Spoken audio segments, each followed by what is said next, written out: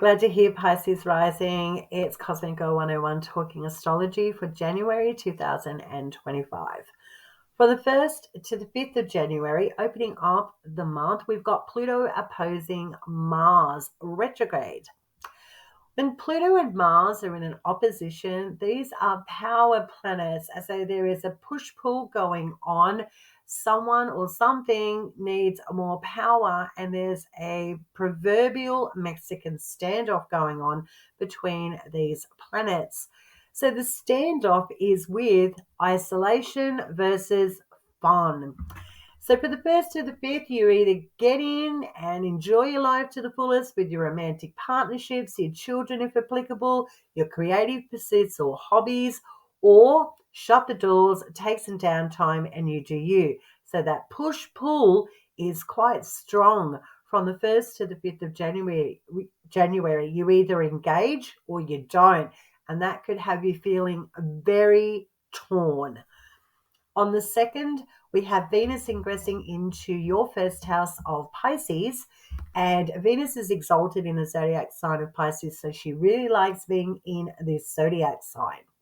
And in your first house of the body, your sense of self is a wonderful transit for you to identify in where you overindulge, overstretch yourself, and you need to rein it in and create more healthy boundaries regarding self-love, self-care, and just how much love and care you give to others.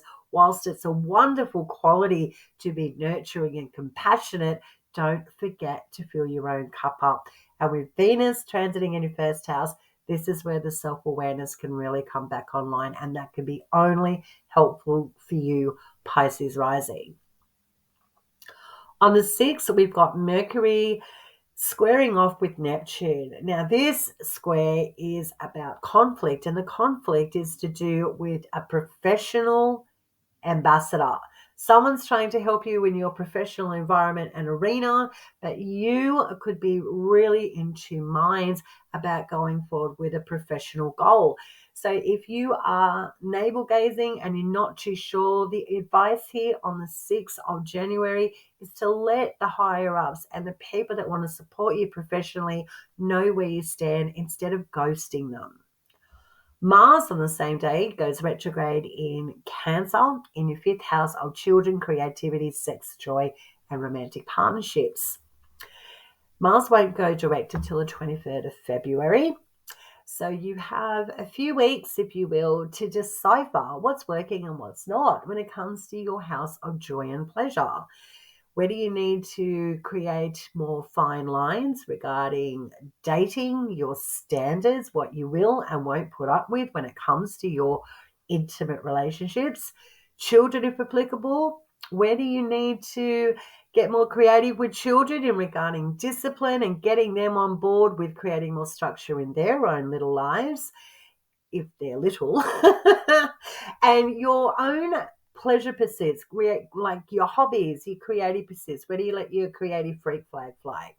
Where do you need to re-strategize in that department, or what do you need to retweak in regards to identifying what your own sense of joy and pleasure is? Mars retrograding here is helping identify where you might be overcompensating and you might need to put on more of a tough love front when it comes to creating healthy boundaries between you and others. From the 6th to the 11th of January, Pluto in Aquarius is opposing Mars retrograde again. But Mars is retrograded now in your 5th house, but Pluto's still in your 12th house of Aquarius.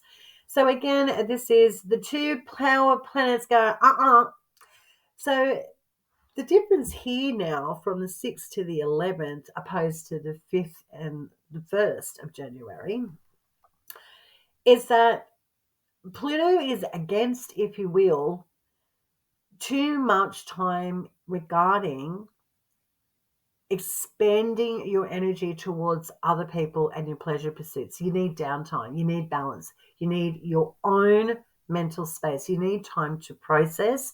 So that means at times you need to be able to find your own private Idaho metaphor.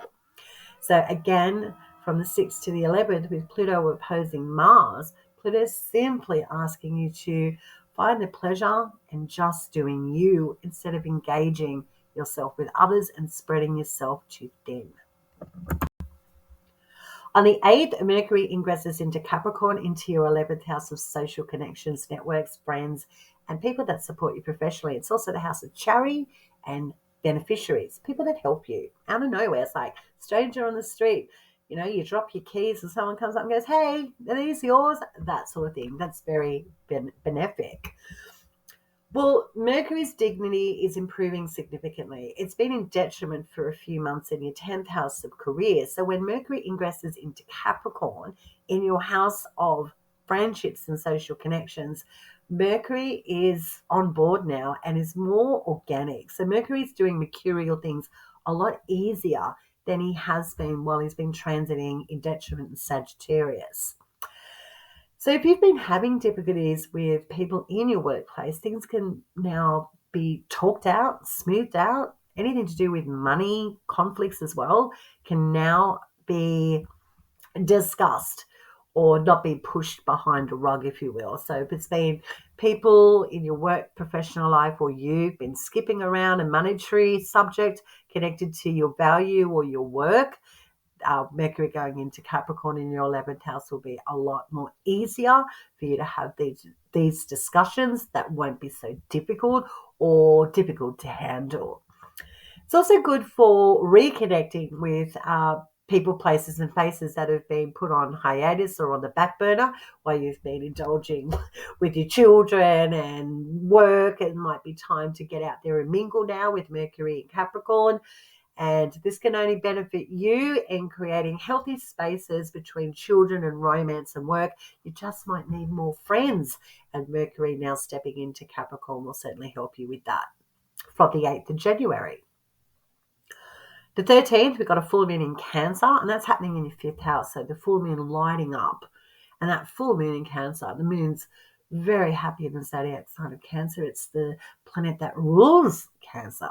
So we've got a really happy, if you will, full moon. So this full moon in Cancer is lighting up the nurturing, the compassion, the love. So this is where romance or romantic partnerships can take on, or, be kicked up a level or two. The sexiness is really stepping up in the relationship. Children could be having their proverbial moment in the spotlight, having a wonderful achievement, or a creative pursuit or hobby that you've been anchored into has its proverbial moment in the spotlight that makes you feel very yummy and gooey. But in your house of joy and pleasure, where this full moon will be happening, for you Pisces rising, this is a day of going, yes, everything is just as it needs to be, the way I want it. Everyone's happy and we're all in. So a really nice full moon coming up for you on the 13th of January. From the 14th to the 15th, we've got Venus in Pisces in your first house, squaring off with Jupiter retrograde in Gemini in your fourth house. And these are the two benefics of the solar system. So they're, through Hellenistic teachings, they're called the good doers. But they're having a square moment, which is a conflict. So the conflict is with yourself, the body, who you are, first house, and the fourth house, privacy, your home, your family unit. So you might be at odds with your environment where you call home. It might be difficult to sleep, find rest. It might be difficult for you to feel settled, especially emotionally and mentally. So take it easy days is recommended from the 14th to the 15th of January, Pisces rising. From the 15th to the 16th of January, right smack in the middle of the month, we have Venus conjuncting Saturn and the Sun opposing Mars retrograde. When Venus conjuncts Saturn, this is absolute certainty, firm yeses, firm nos regarding relationships of all kinds. What are you proactively engaging in? Is it healthy or is it not? This day is when you have the cosmic green light from Saturn to go, These are my hard lines and they are never to be crossed again. So a very healthy dose of relationship reality happening from the 15th to the 16th for you, because it will be happening in your first house, Pisces rising, which means you are the captain of your ship and making your own decisions about your future happiness connected to all relationships in your own life. And again, that's Sun in Capricorn in your 11th house, opposing Mars retrograde in Cancer in your 5th house. This is where you may find differences between yourself and your social connections. The days of the 15th and the 16th are really quite celestially impactful for all of us. But that Sun in Capricorn in your 11th house, which is your friends, your social connections, your beneficiaries, people that help you, are against your 5th house of joy and pleasure. It's where you start to see the differences in what you find fun, what you enjoy may be very different to others. So this could be a debating day on the 15th, days from the 15th to the 16th, between you and other people. Your children, if applicable, or a romantic partner could also be going through a difficult time as well. On the 19th, we've got that Sun ingressing into Aquarius in your 12th house, and the Sun is in detriment in Aquarius. In short, the Sun doesn't like being here. It's like the annual dental checkup. We don't like doing it, so think of that as like a detriment. I don't like being here. So the Sun doesn't like being in an Aquarius at all. And in your 12th house, this could be a difficult transit for you. I must be realistic when I'm talking about astrology. Otherwise, what are we going to learn? So what the Sun is illuminating, if you will, is an ideal about the 12th house, which is isolation, solitude, checking out, navel gazing, doing your own thing. That's the ideal, absolutely. And we need to have those moments where we stew and sit in our own proverbial celestial juices to recuperate, regenerate. And this is where we get the house connected to religion, pilgrimages, journeys, taking time out. But when that Sun in detriment is lighting up Aquarius, your 12th house, what you have here, Pisces rising, is the Sun is saying it's ideal to have all these ideas and concepts about your future and freedom. But what is it about isolation and solitude that is making that freedom part and liberation part of yourself wanting to come to reality? What is it about what you're doing on the down low that's stopping you from doing that? So the Sun is lighting up this part of your chart. So it can be difficult psychologically to deal with these realities. Whatever it is that you proactively engage in behind the scenes, are you a gamer? Do you like to doom scroll on social media? Do you run against the status quo, because you want to, because you just want to be, so different? But how does that stop you from liberation and freedom? How does it stop you from doing that? And these will be the psychological, dare I say, deep rabbit holes you may be going down with the Sun in Aquarius in your 12th house in detriment, where the Sun doesn't like it. The ideal of, freedom and in being yourself and doing what you want to do. But, you do all these things behind the scenes. It's like the absolute contradicting way of how you want to actually be. You're doing the absolute opposite. So the Sun is illuminating. Look, maybe what we're doing, Pisces rising, isn't helping. So we need to get out of this funk. So it could be a real sobering transit with the Sun in your 12th house for you, Pisces rising.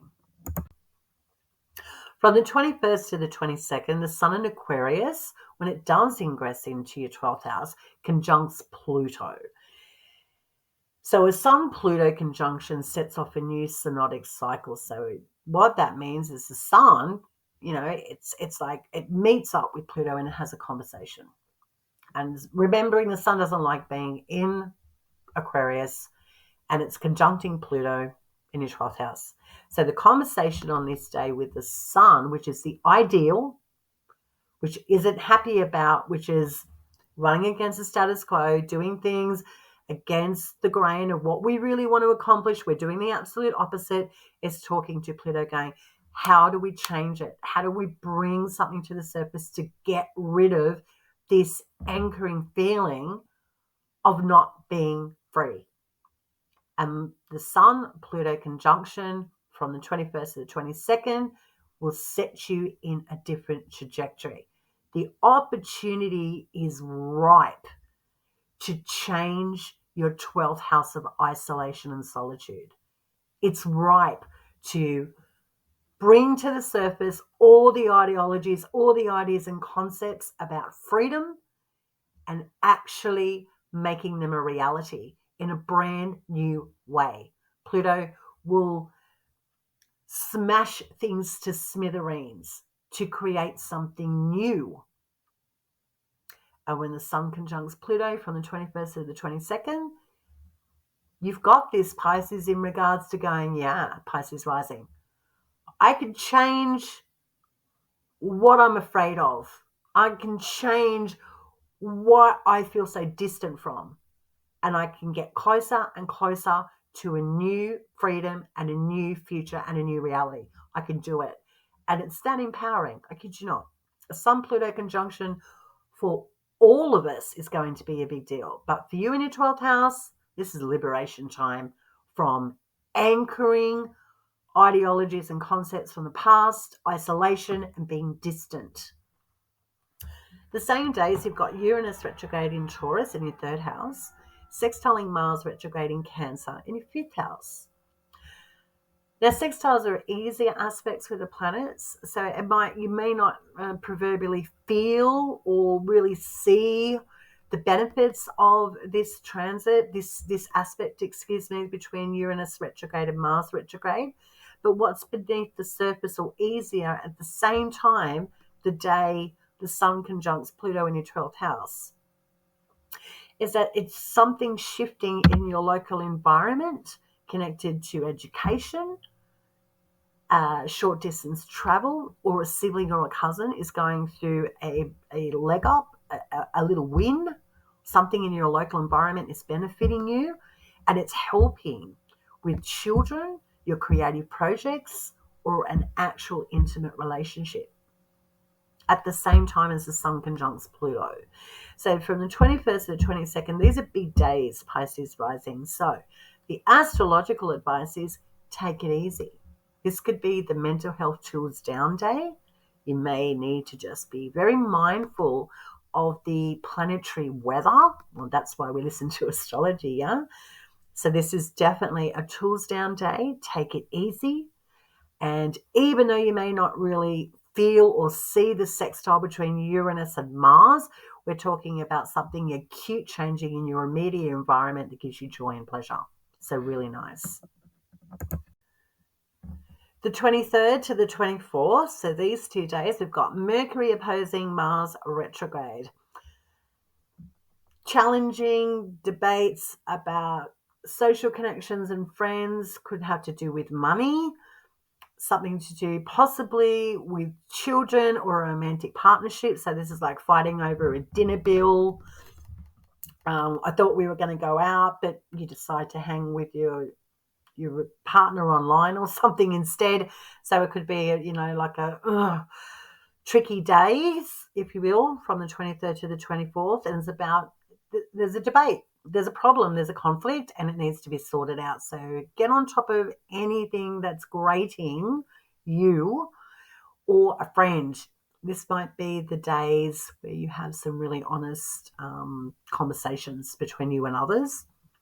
And the same days, we've got Mercury trining Uranus retrograde in Taurus in your 3rd house.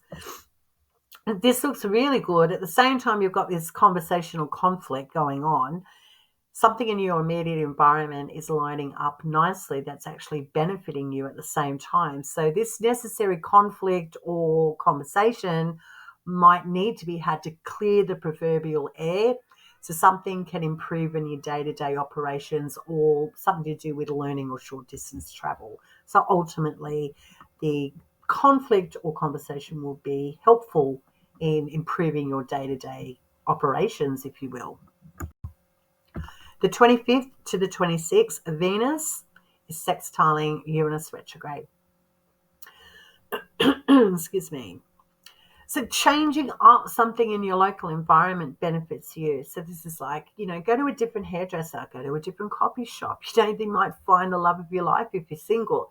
You might also find, a something beautiful in your environment that you didn't see before. It's like a new monument, a new statue, a new art galleries around, and enjoy a day of looking at art. So it's beautiful days to be had from the 25th to the 26th of January, where you can just do you and enjoy your local environment. Really, really nice, Pisces rising. The 29th, Mercury conjuncts Pluto, because now Mercury is ingressed into Aquarius, your 12th house, where Pluto is. And the same day, on the 29th, there's a new moon in your 12th house of Aquarius. So this is an interesting day, the 29th, guys, for Pisces rising. And because it's your 12th house, I mean, I could talk to you all day, Pisces rising, really, because I find the 12th house a fascinating part of the natal chart. But obviously I can't go into it here. But if you're interested in going down that rabbit hole, please contact me in my email in the about part of the video where you see it on YouTube, and you can find my email and you can connect with me. We can go through your 12th house. I love the 12th house. So the 29th of January, Mercury conjuncts Pluto in Aquarius in your 12th house, and the same day there's a new moon in Aquarius in your 12th house. So Mercury, Pluto, and Moon all lining up in your 12th house of isolation, solitude, quiet, where things really percolate. These are things that are out of form, that aren't in form. So the potential is always ripe for something to come into fruition. Something can be made solid. So we're talking about opening up our minds on this day, literally. We've talked about Tools Down Day, mental health tools Down Day in the month of January. Absolutely, it's been a very busy month for the first month of the calendar year for 2025. But this day is the breakthrough mind day. So do research, read different things, look at different topics, open up your mental cerebral horizons day. It's the 29th of January. And it's going to take some quiet to do that. So it might be difficult to find your own little private Idaho, but it's recommended if you can, Pisces rising, because the 29th of January is the day where you can really set your mind in a new direction. And it's like changing a gear day. It's beautiful, the 29th of January. The 30th, we've got Uranus going direct in Taurus. And that's your third house of short distance travel, siblings, cousins, and education. With Uranus direct now, you've been around the block metaphor. Uranus has been retrograde for months. And you've been around the block in regards to what's familiar to you. And Uranus is odd, acute, so it could have been you could have experienced lots of changes going on, or changes going on with your siblings or your cousins, or in your immediate environment, changes with your car, your technological gadgets that you use for your day-to-day operations. Your local haunts could have changed like all the time. And when it goes direct, it doesn't mean things aren't going to change. What it does mean is that you have a certain developed muscle for change.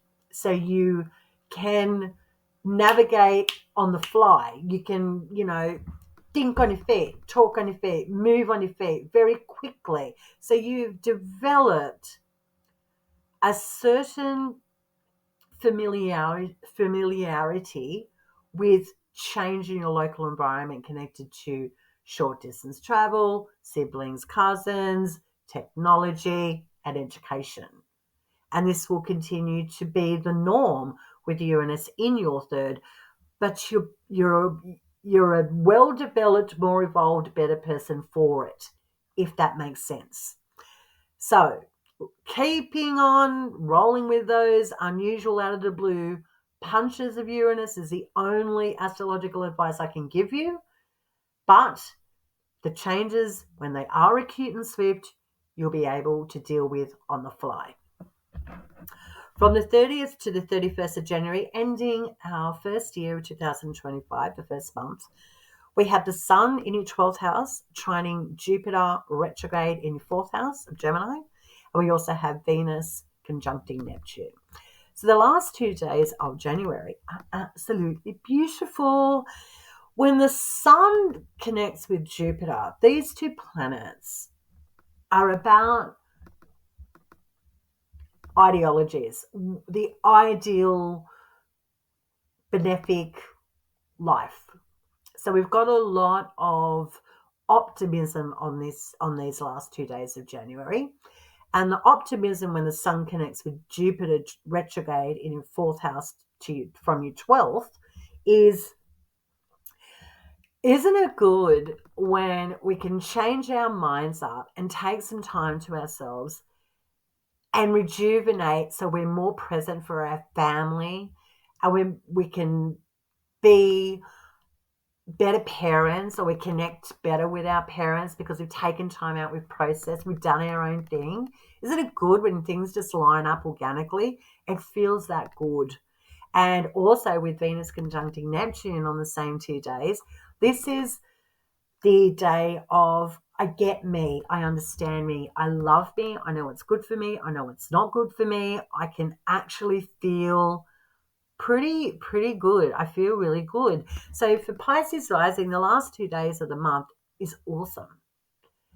I think you potentially have taken some mental health days, rejuvenated, done what you needed to do in regards to creating healthy boundaries and having necessary, difficult conversations with friends, lovers, work colleagues, yourself, and things going on in your local environment. All these little nuances pulled together indicate to me astrologically for Pisces rising in the first month of January is you're starting to be okay with not being okay with every facet of your life. And it's going to take a lot of self-love and compassion to iron out the kinks to get to your ideal. And that's a life's journey. So no pressure. You've got Pluto in Aquarius for 20 years to help you. So that is very auspicious, yeah? So that is your astrology for January 2025, Pisces rising.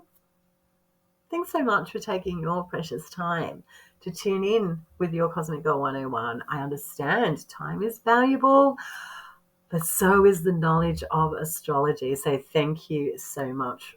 Okay. If you're interested in supporting the channel, you can do silly little things, which I'm sure you've heard a million times. Subscribe, like, share, comment. There's a lot of astrological content that I am going to be putting on my Cosmic Girl 101 YouTube channel. So if astrology ticks your proverbial boxes, you like the way I deliver astrology, hit that bell notification to keep updated with the latest videos on the channel. And again, if you want to reach out with me regarding anything astrological, you can contact me at my email in the About section of the video or in the description box below. My homepage. Okay, Pisces rising, have yourself a fabulous January, and I'll connect with you next time. Stay cosmic.